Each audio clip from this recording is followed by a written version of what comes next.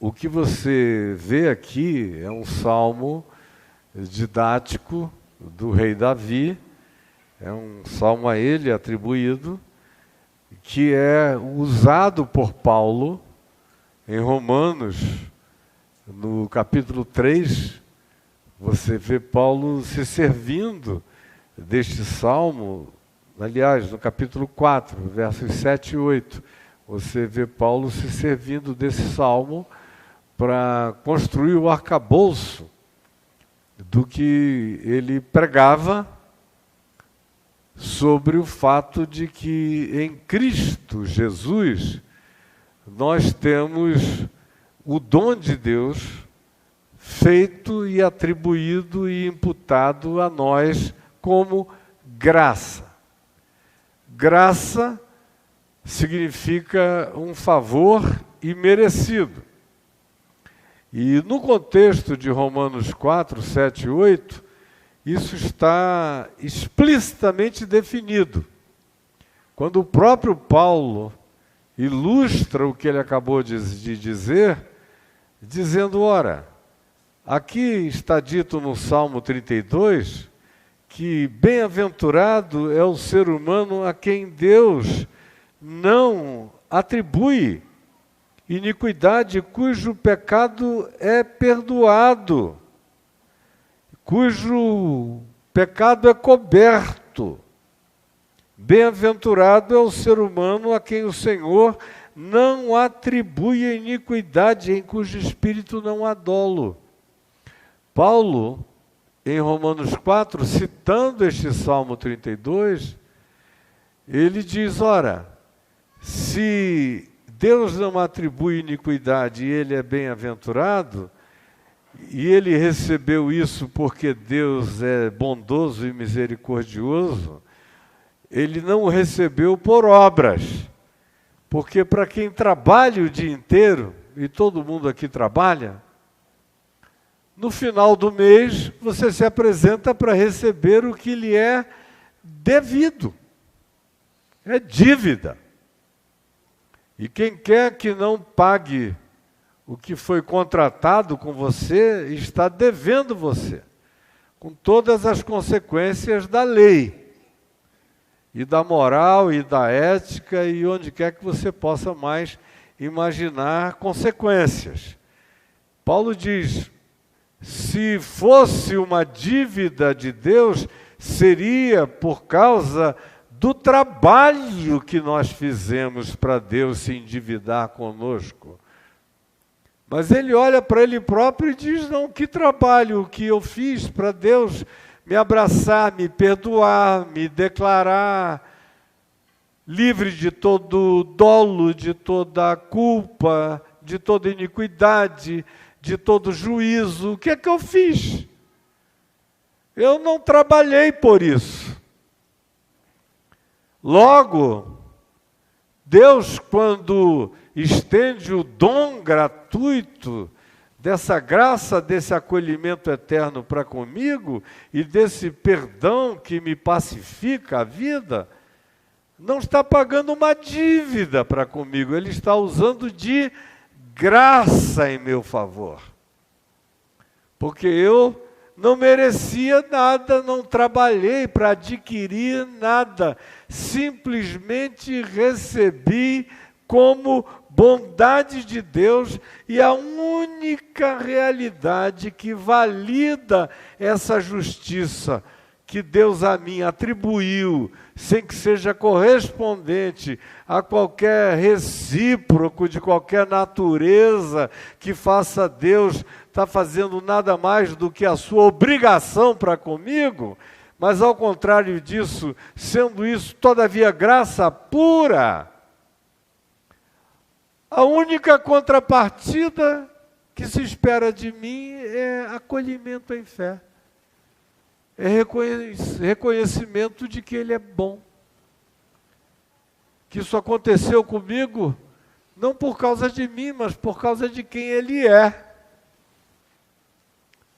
E sendo Ele como Ele é, e tendo eu a confiança de que Ele é bom e não é mau, de que o prazer dele é em dar, não em sacar. Ele jamais pedirá nada que ele não nos tenha dado sobejamente. E completa e frequentemente faz por nós aquilo que em nós não tem, não encontra nenhum correspondente. E o nome disso é graça. E é pela graça que se diz, Paulo, em Efésios 2, 8 e 9, sois salvos, ou curados.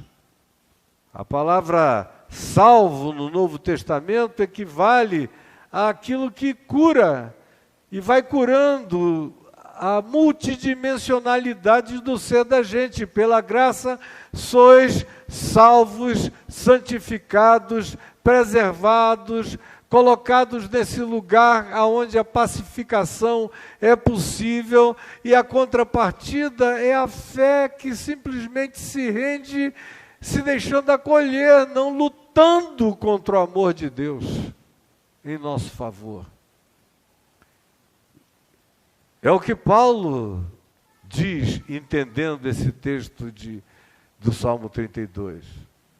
O Salmo, todavia, prossegue nos dizendo que ninguém que não entenda que o único caminho para se chegar nesse lugar de pacificação profunda, de liberdade absoluta, para crescer, para se apresentar, para se abrir, para viver Deus sem medo e viver a vida tão pouco sem temor e existir crendo que o amor lança fora o medo e que a vida pode ser pacificadamente vivida em tranquilidade profunda e indizível, e que isso não é balela, é verdade, é promessa do Evangelho, é o mínimo que a Boa Nova quer fazer por nós. É o mínimo que a Boa Nova quer fazer por nós. É isto. Quando a gente entra nisso, o Salmo diz, todavia, que há alguns elementos que precisam se estabelecer, não por causa de Deus, porque Deus é quem Deus é, e Ele é amor, mas é por causa de quem nós somos, que há um determinado processo de natureza psicológica, espiritual, espaço-temporal, histórica, autodidática, autopedagógica, que precisa se estabelecer por causa da minha finitude, por causa de quem eu sou, porque eu preciso experimentar realmente aquilo que Deus de graça já fez. Do contrário, eu não internalizo, não introjeto, não me aproprio, nem entendo, cai no nível de subjetividade que desaparece tudo em mim. Por isso o Salmo que começa dizendo feliz, bem-aventurado, bem-sucedido, esse ser humano a quem Deus não atribui iniquidade. Para quem Deus olha e diz, não estou vendo nada de maldade, de perversidade, de malícia, de crueldade nessa pessoa. Esse coração é designado por mim como um coração limpo, em quem eu tenho prazer. Para que isso seja por mim apropriado de verdade, eu preciso ter a possibilidade de viver e de experimentar determinados processos interiores que eu expliquei muito calmamente para vocês da última vez que falamos a respeito disso. Começa no verso 3 dizendo, enquanto calei os meus pecados, envelheceram os meus ossos pelos meus constantes gemidos todo dia. Porque a tua mão pesava dia e noite sobre mim, e a minha força, o meu vigor, se me tornou como em sequidão de estio. Minha alma virou um sertão desumidificado, aonde tudo que podia vicejar morreu. Era assim que eu estava, porque eu engoli, porque eu não dialoguei comigo mesmo, com o meu coração, nem com a vida, nem com a realidade, nem com Deus. Hoje em dia eu vejo as pessoas querendo diminuir as implicações da pessoalidade, da relação com Deus, dizendo, nem com o universo. Chame você como você queira, mas o fato é que você se blindou. E comeu autofagicamente a si mesmo. Seus sentimentos ruins, pensamentos ruins, desejos ruins, ambições perversas. E tudo aquilo que você sabe que, em sendo acumulado, guardado, amontoado no coração, no ser, mantido como direito, mesmo que seja iniquidade do teu coração, você se permite e se auto-justifica na prática dela, o acúmulo dela vai te destruir.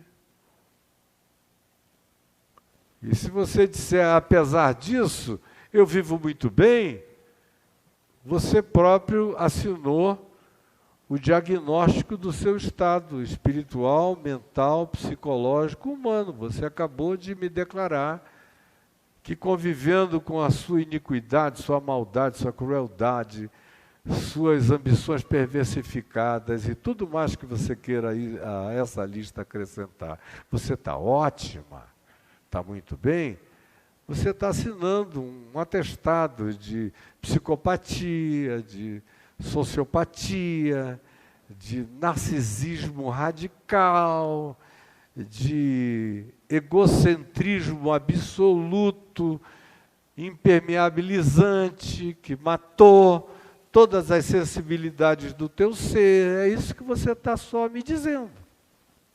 Você ou qualquer outro que, diante da mesma realidade, responda desse jeito. Porque se houver um mínimo de saúde humana em você ou em qualquer um, ninguém consegue calar os seus pecados para si mesmo, para sempre. Ninguém. É enlouquecedor. E se você diz, eu consigo, é porque você entrou num estado de cauterização brutal e de impermeabilização indescritível. Porque se houver um mínimo de humanidade, é insuportável. Enquanto calei, me triturei, envelheci, meus ossos ficaram porosos, eu gemi de dia e de noite, era como se a tua mão me esmagasse, eu me baratifiquei na esquina do universo. E o que em mim um dia foi vida, agora se tornou morte, sequidão de estio. Desertificação absoluta, improbabilidade de qualquer vida aí persistir. Até que eu confessei o meu pecado. Aí muda tudo. Aí começa o bem-aventurado agora. Esse cara que é bem-aventurado, porque a iniquidade é perdoada, o pecado é coberto, é bem-aventurado porque o Senhor não atribui iniquidade a ele, em cujo espírito não há dolo, é o indivíduo que saiu desse estado, desse casulo, desse autoblindamento que impede o autoenxergamento e confessou. Não é ninguém. Não é preciso confessionário, nem sacerdote, nem pastor, nem padre, nem ser humano de nenhuma natureza, nada, nem lugar sagrado, santo, que não existe para essa perspectiva, nada. Confessei ao Senhor. É aqui dentro. conhece-te a ti mesmo, de Sócrates, praticadamente confessei a mim mesmo ao Senhor, falei com aquele que não habita os céus dos céus, mas habita o meu coração, confessei-te o meu pecado. E a minha iniquidade eu parei de ocultar, de me auto-enganar, de escamotear-me diante de Deus. Confessei a ti o meu pecado e a minha iniquidade não mais ocultei, e disse: confessarei ao Senhor as minhas transgressões, sem medo de nenhuma natureza. Quando eu disse a mim mesmo que assim seria, tu perdoaste a iniquidade do meu pecado. Eu nem precisei falar, é como a volta do filho pródigo, que ensaiou aquela oração lá na terra distante, na pocilga, entre os porcos.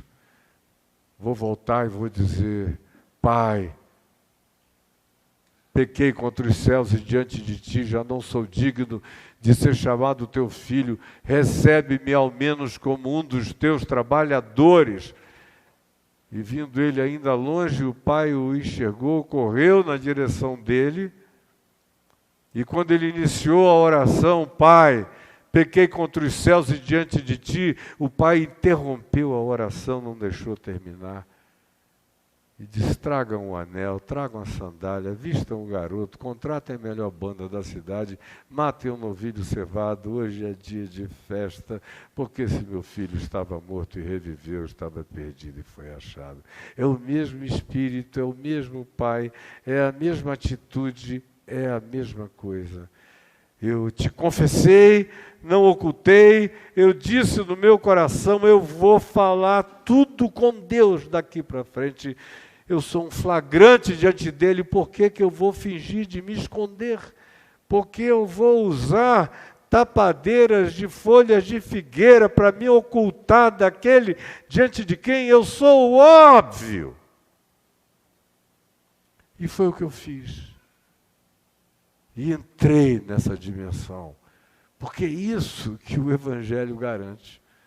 Quando você vive assim, sem interrupção, sem paredão, sem bolha, sem esquizofrenia de nenhuma natureza dessa ordem diante de Deus, quando a tua vida é para Deus e em Deus,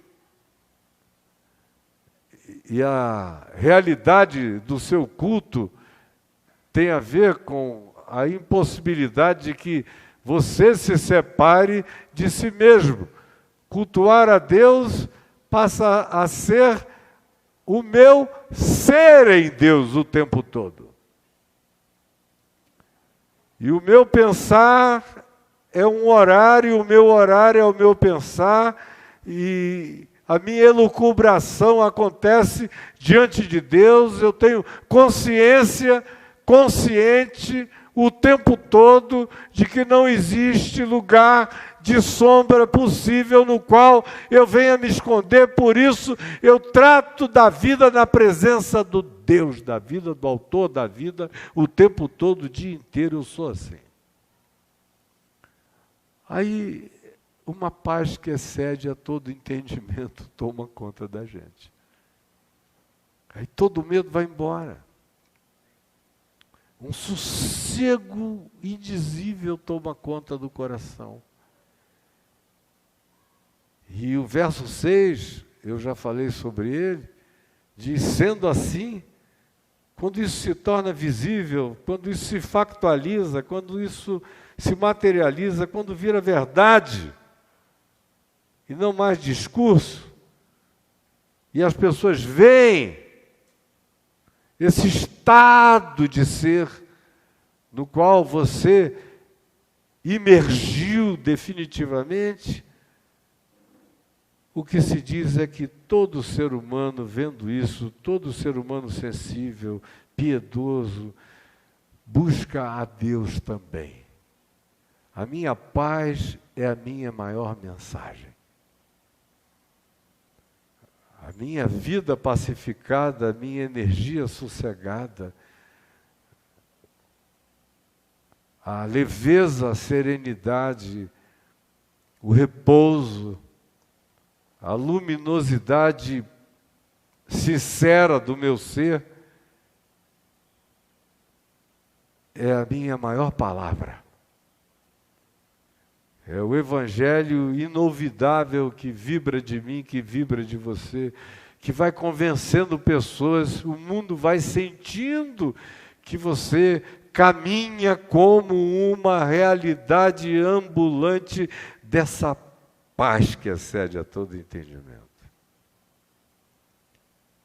Bom, eu terminei no verso 7, dizendo que é claro que quando você chega nesse estado, você também não quer nunca mais dele sair. Você não pode mais nem conceber a vida de outro modo. E é o que diz o verso 7. Tu és o meu esconderijo. É aqui que eu vou ficar. Eu não quero nenhuma outra forma de viver, porque não será viver.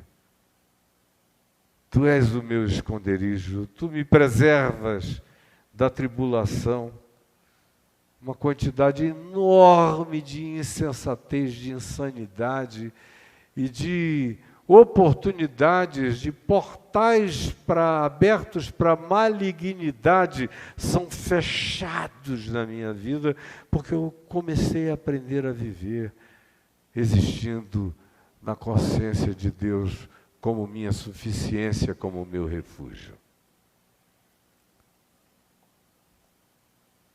E aí a conclusão é: e tu me cercas de gratidão. Eu vivo numa ebuliência grata. Fico tomado de alegres cantos de livramento. A minha existencialidade é invadida. Isso foi daquele domingo. E eu já levei 30 minutos só para falar daquele domingo. E agora a gente começa aonde eu parei, que é no verso 7. Como eu disse, da última vez, quando você entra aí, você não quer mais sair daí e não consegue mais imaginar um outro modo de viver. Só é vida se for assim. Se não for assim, é uma existência angustiosamente atabalhoada e oprimida, infeliz e esvaziada. Aí o verso 8 nos diz como é que a gente tem que aprender a ficar aí. A não deixar que nada nos arranque desse lugar, desse estado, desse refúgio, dessa paz, dessa justificação, dessa imputação que é pura graça de Deus, mas que cria em mim um novo estado de vida, de consciência, de compreensão e produz fruto. Pela graça sois salvos, mediante a fé. Isso não vem de vós, é dom de Deus, não vem de boas obras para que ninguém se glorie, pois somos feitura dele, criados em Cristo Jesus para boas obras. Não sou salvo por minhas boas obras, mas uma vez que isso entra em mim, o fruto das obras mais maravilhosas começam a ser possíveis e passam a ser naturais, crescentemente naturais na minha e na sua existência. Olha só o que o verso 7 diz. O verso 8, instruir-te-ei. Sim, do nada. Vem de onde veio e de repente chega aqui. Depois de se declarar a bem-aventurança desse ser humano que foi colocado nesse lugar de imperturbabilidade diante de Deus, em pacificação profunda. Essa é a paz que excede a todo entendimento. Deus não me atribui dolo. Deus me ama, eu sou um filho, uma filha a quem Ele quer bem. E nada pode me separar desse amor dele por mim. Ponto. Isso é definitivo. Agora, aprenda a viver aí. Não brinque, não faça disso uma bolha mágica. Isso é um projeto, é uma proposta que parte dessa unilateralidade do amor declarado de Deus e da justiça de Deus e nos provoca, nos engravida para que a gente dê o fruto dessa permanência nesse estado. E aí o próprio Davi sabia que sem instrução, sem renovação de instrução, a gente não se garante. Nós estávamos cantando aqui e eu estava pensando como me faz bem vir até aqui todo domingo que eu esteja na cidade ou que eu possa. Que bem me faz. Não tem absolutamente nada com agradar a Deus. Não tem. Eu agrado a Deus o dia inteiro, todo dia, o tempo todo. Eu sou nele, ele é em mim, eu creio nele. Nós namoramos eternamente. E eu vivo na maior paz. Uma alegria enorme de ser quem eu sou. Nele, para ele, para o meu próximo, para o mundo, para a minha geração, por causa dele. E quando eu estou dizendo eu, é porque sou eu que estou falando, mas o Evangelho propõe isso para qualquer um de nós, para todos nós. Mas eu preciso aceitar a instrução. Isso aqui não é um convite para inconsequência. Ao contrário, é um convite para a sabedoria, para o entendimento, para a lucidez, para o discernimento, para a objetividade, para a clareza, para a boa escolha, para acabar com todo tipo de auto-boicote, para me dar a vontade lúcida das melhores escolhas para a vida, e em meu favor e em favor de outros, na multiplicação máxima de toda a bondade, graça e frutuação que puder de mim brotar e se manifestar. Por isso, a sequência disso tudo continua com instruir-te-ei e te ensinarei o caminho que deves seguir. É todo dia. E por que eu falei de como me faz bem essa congregação? Porque é de mim para com vocês, de vocês para comigo, e de mim para comigo mesmo, e de cada um para com si próprio. Não é por causa de Deus, é por causa da gente. Porque é bom. É bom a gente dizer o que a gente diz que crê, cantar o que a gente diz que dirige a nossa vida, anunciar e ouvir o que nós mesmos chamamos de minha fé, minha confissão. Trocarmos a energia dessa comunhão, a visibilização mútua uns dos outros, a multidão de fatores, de vetores, de encontros, de sinergias, de acumulações, que uma reunião sincera, não é a reunião pela reunião, não é a congregação pela congregação, é em espírito e em verdade, na sinceridade do Evangelho, o que um encontro no Espírito de Cristo Jesus pode produzir de bem, no adensamento desse nosso ajuntamento, que produz um elemento espiritual de natureza completamente real para todas as outras dimensões e camadas espirituais. E o mesmo que acontece na sinceridade da minha vida, acontece aqui no amontoado dessa congregação, desse feixe de luzes, declarando, como Paulo diz aos Efésios, a principados e potestades, a graça da sabedoria de Deus aplicada em nossa vida. É para isso que eu chamo você para vir se congregar. Não é porque, do contrário, Deus vai deixar você, não.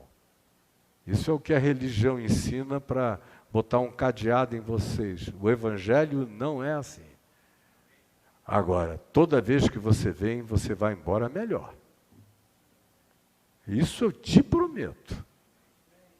Eu nunca vi ninguém na vida que foi me ouvir e foi embora pior depois. Não. Se é evangelho, gera uma gravidez. Não é um encontro inconsequente. Não é uma estada superficial. É um coito espiritual, quando é evangelho. É uma inseminação de graça na gente. Alguma coisa é gestada em nós. Se é sincero, se é verdade. Se não é, é só um encontro como outro qualquer, que só produz, no caso das igrejas, grana para os donos do shopping center, e nada além disso.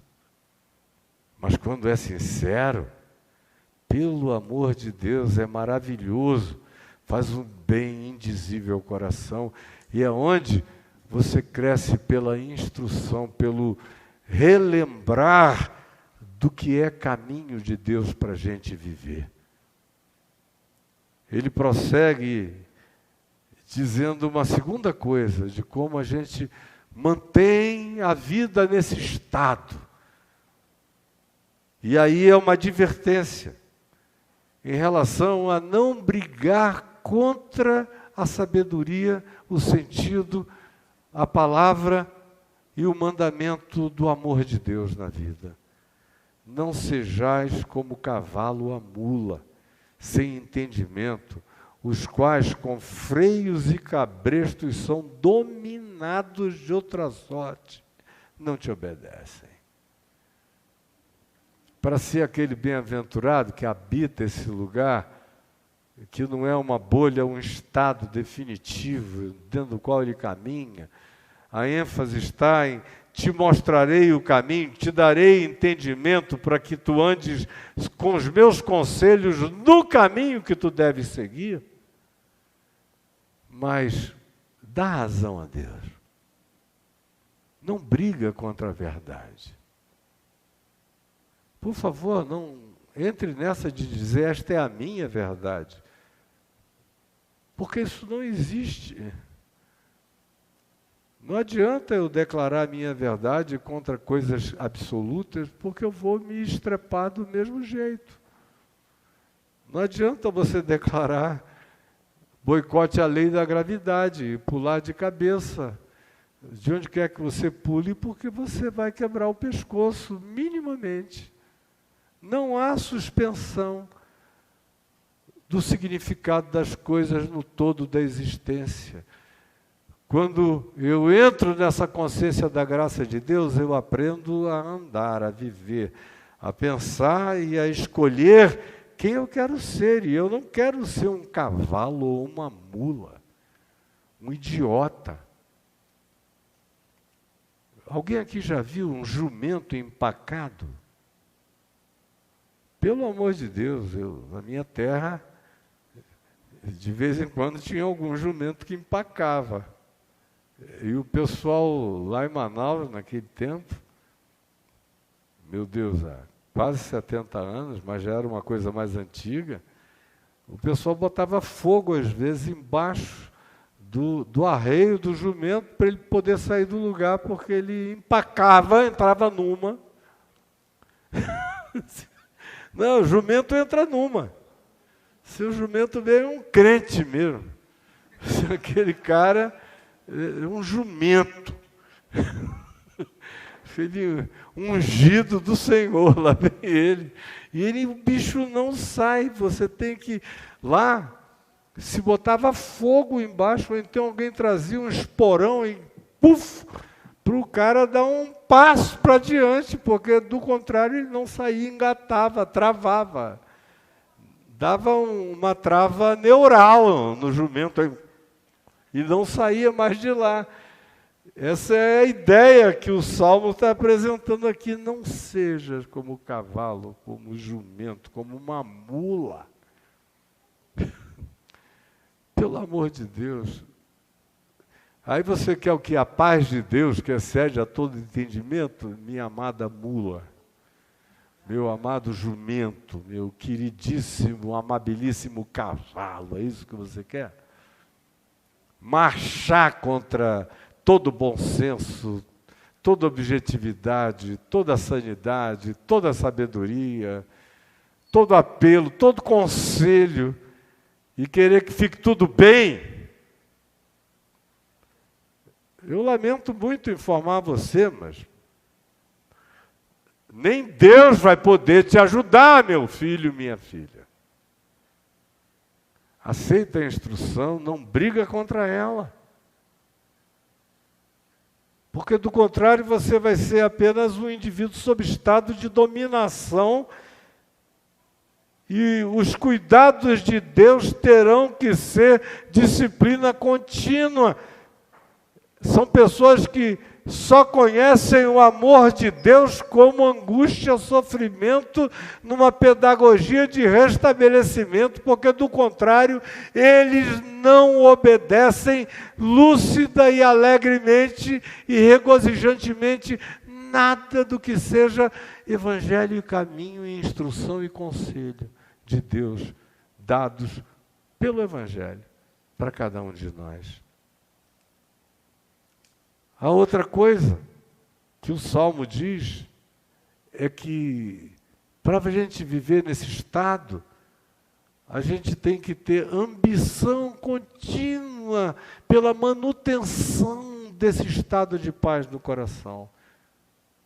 Mas se não for assim, se você não tiver isso como um tesouro sublime, eu não negocio isso por nada. Tem algumas coisas que, depois de um tempo na minha vida, eu passei a não negociar nem pela razão, nem pela verdade total que eu saiba que eu possuo em relação àquilo, mas eu não estou interessado. Porque vencer aquela demanda vai dar muito trabalho, vai fazer um mal mental, emocional, afetivo, só para dizer que ganhou, que eu tinha razão. Eu não quero nem saber, eu estou, olha, perdendo todas. Eu já declarei lá atrás, quando eu era um jovem, de lá para cá eu assinei mais de 5.000 carteiras de trabalho. E de milhares de outros contratos na vida. E até desde o início, o primeiro que eu assinei, eu devia ter 19 anos de idade, eu anunciei que eu iria viver e morrer sem levar nenhuma dessas pessoas jamais à justiça por razão nenhuma. Então o cara já vai trabalhar comigo sabendo que eu não vou, eu não. Se ele quiser fazer o errado, é dele para comigo, eu não vou, punir o erro dele, como consequência, não tem nada a ver com o que eu esteja ensinando a vocês. Tem a ver com aquilo que eu acordei como um filho da graça, que quer ser todo dia validado em tudo por Deus, foi não entrar em demanda com ninguém. E deixar que o Senhor seja o meu justificador diante dos seres humanos. E assim eu tenho vivido, mas sou eu. Cada um é cada um. Agora, quando você não tem alguns princípios definidamente estabelecidos, tudo é motivo para você querer tirar limpo as coisas. Tudo. Sim. Se eu fosse perguntar por que o seu casamento acabou, os que tiveram um casamento acabado aqui, 90% iria ter que admitir foi porque os dois queriam provar que tinham poderes de verdade uns sobre os outros, ou era aquele encontro, aquela disputa, competição de ver quem é que ganha mais nesse jogo do enfrentamento da conjugalidade e das razões. E é assim tudo mais na terra. Mas eu tenho que me disse as minhas vitórias nesses âmbitos têm valor e significado superior às minhas perdas emocionais, afetivas, mentais, de tempo, de energia, de vitalidade, de vigor, de amar, de capacidade de não alterar negativamente o meu ser. E toda vez que eu ponho na balança, eu vejo que a intervenção na outra direção faz saques muito maiores da minha alma do que eu vou conseguir reaver com qualquer que seja a vitória conquistada. Então, eu estou fora. E muito sofrimento, de muito sofrimento, eu tenho sido livre na vida por causa disso. Porque muito sofrimento vai ter que curtir aquele que não tem um coração generoso, misericordioso e que opta por dizer, não interessa, eu tenho aqui uma brecha para levar isso até o fim e ganhar essa demanda e essa causa. E o Salmo chama isso de impiedade. Mas, ao contrário disso, e desse pressuposto, e dessa atitude, aquele que confia no Senhor, a misericórdia o assistirá. Vem uma justiça de onde ninguém esperava. As coisas são postas por mãos invisíveis nos lugares que a tua própria jamais o faria. E o que eu tenho visto durante esses 51 anos de caminhada com Jesus, com a lucidez do que eu estou declarando a vocês aqui, é que, meu Deus, eu não fui poupado de nada, mas fui salvo de tudo, pela misericórdia de Deus. Por outro lado, quem acha que a malandragem, a esperteza, a sabedoria humana, o olho por olho, dente por dente, a vingança, a raivosidade, o justicismo, a guerra, a persecutoriedade, ou a declaração de silêncio eterno, o sepultamento do outro para sempre, a inexistência de qualquer significado que a pessoa possa um dia ter tido na nossa vida, nem que seja por um lampejo. E todas essas coisas que a gente engole e que a gente chama de meu direito, na exacerbação de todas elas, a gente fica doente. E a gente blinda a naturalidade da misericórdia de Deus em nosso favor. blinda, impede. Aí, por último, para terminar mesmo, respirando o ar desse perdão, dessa liberdade, porque é uma liberdade. E eu vou dizer uma coisa, que poder que isso dá. Meu Deus, eu fico vendo o pessoal milionário, bilionário, poderoso, famoso, isso, aquilo e aquilo outro. Mas se a morte bater o pé de longe na esquina, os caras já não sabem mais em que buraco se metem. Se alguma coisa desagradável acontece na vida, acaba tudo. E o que Paulo diz é que a gente precisa se preparar e se vestir direito, espiritualmente falando, com uma manifestação de objetividade, para que depois de terdes vencido todas as coisas, permaneçais inabaláveis. No Senhor eu me refugio, não é isso que ele diz? Eu não quero mais sair do meu esconderijo, é aqui. É nessa consciência que eu vou andar. E eu não vou transigir. É isto que me garante. Ele me ama unilateralmente e ninguém vai me separar desse amor. Mas eu quero experimentar todo o benefício desse amor na minha vida.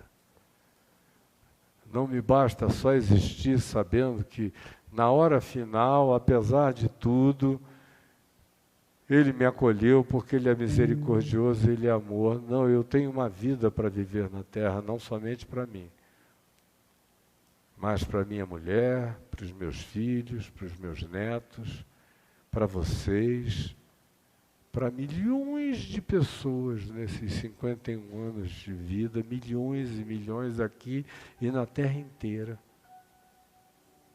E quando eu acolhi o Salmo 32 e Romanos 4 e a declaração dessa imputação de bem-aventurança por causa da declaração unilateral de Deus, de graça em meu favor, e que não era dívida dele para comigo, mas bondade, isso me engravidou. E eu fiquei grávido dessa vontade de que esse amor dê todo o fruto possível na minha vida. E eu quero ser um usufrutuário dessa bem-aventurança, dessa prosperidade todos os dias da minha vida. Que não é feita de dinheiro, nem de fama, nem de poder, mas começa com paz, que excede a todo entendimento. Com cobertura, com impenetrabilidade do mal, com a certeza de que eu estou cuidado, de que eu habito um esconderijo, e que há uma indevassabilidade para qualquer poder espiritual, desta ou de qualquer outra camada dimensional, em relação a mim, porque eu estou nesse esconderijo. E eu me mantenho aceitando a instrução. Bem-aventurados os humildes de espírito. Eu sei quem são os bem-aventurados de Jesus. Você sabe também. Bem-aventurados os que não se vingam. Bem-aventurados os que não saem por aí lançando pérolas aos porcos, sem nenhum tipo de resguardo pessoal. Bem-aventurados os que não vivem julgando e condenando e infernizando a vida de ninguém. Bem-aventurados os que perdoam sempre, sempre, sempre, sempre. O que não significa ter que levar o ofensor como um prêmio masoquista para a minha existência, como um troféu de perversidade. Não, ele pode ficar lá no caminho dele, mas Eu sigo com o coração limpo e leve, não levo não perdão de ninguém comigo, jamais. Nem o diabo tem esse privilégio de que eu o odeie. Tem muito crente que acha que tem permissão para odiar o diabo. Então, o diabo vira aquela projeção concentrada de toda a humanidade, ou do marido, ou da família, ou dos filhos. Aí ele ou ela odeiam aqueles que habitam o panteão das suas existências da figura do diabo, mas é apenas uma projeção de ódio concentrado num estereótipo. Mas é o teu ódio. Nem o diabo tem esse privilégio na minha vida. Nunca dei a ele, nem darei. Eu quero é ficar escondido nesse esconderijo. Seguir sendo ensinado nesse caminho, que é evangelho, sob as vistas dele, recebendo conselho, atendendo o conselho, até que em mim se desenvolva a mente de Cristo, não lutando contra a verdade jamais, sabendo que nada podemos contra a verdade senão em favor da verdade, não sendo uma mula, um cavalo, um jumento obstinado nos meus caprichos, decisões e preferências enlouquecidas, evitando muito sofrimento desnecessário na vida. E só sofrendo os que sejam sofrimentos decorrentes dos bons combates, não dos maus combates. E fazendo isso, carregando uma alegria, um regozijo, que é real, que é presente, que é visível, que é contagioso, que é o grande testemunho diante de homens e principados e potestades de que eu sou habitado por essa bem-aventurança. Alegrai-vos no Senhor e regozijai-vos, ó justificados pela fé, e exultai, vós todos os que aprendei pela obediência ao Evangelho, o prazer na simplicidade do caminho, que optam por ele aqueles que querem a vereda mais simples para caminhar no amor de Deus.